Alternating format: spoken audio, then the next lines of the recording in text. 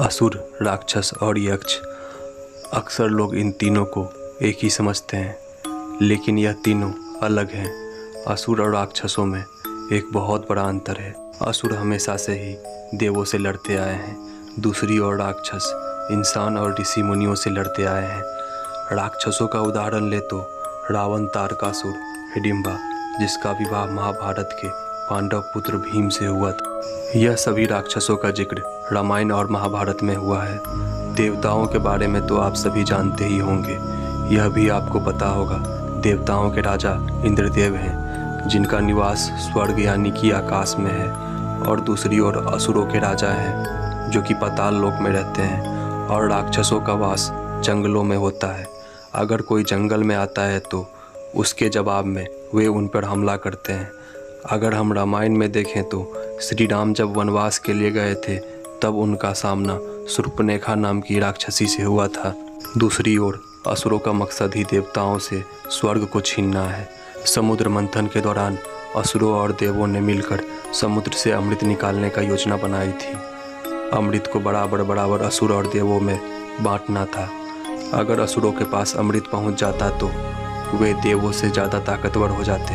ऐसे में देवराज इंद्र को अपनी शक्तियां खोने का डर था, इसलिए देवों ने चाल चली, देवताओं को पहले अमृत पिला दिया और असुर अमृत के लिए तड़पते रह गए। तभी से देवताओं और असुरों का युद्ध चलता ही रहता है। अब बात करते हैं राक्षस और यक्ष की। राक्षस और यक्ष दोनों का जन्म ब्रह्मा जी के मानस पुत्र पुलस्त्य के पुत्र विश्वास द्वारा पहली पत्नी से राक्षसों का जन्म हुआ था, और दूसरी पत्नी से यक्षों का जन्म हुआ था। यक्षों के राजा कुबेर थे, जिन्हें हम धनीदेव मानते हैं, और उनकी पूजा धन प्राप्ति के लिए की जाती है। दूसरी ओर राक्षसों के राजा थे रावण। दोनों ही भाई थे, लेकिन अलग अलग प्रवृत्ति के थे। यक्षों ने अपनी बुद्धिमानी से लंका का निर्माण किया। यह देख राक्षसों से रहा नहीं गया, और उन्होंने यक्षों को वहां से बलपूर्वक भगा दिया और खुद सोने की नगरी लंका पर राज करने लगे। द्वापर युग में श्री राम भगवान द्वारा रावण का अंत हुआ। उसके बाद आया त्रेता युग। त्रेता युग में भी राक्षसों का वर्णन महाभारत काल में मिलता है। वनवास के दौरान पांडव जब जंगल में पहुंचे तो उनका सामना हिडिंबा से हुआ।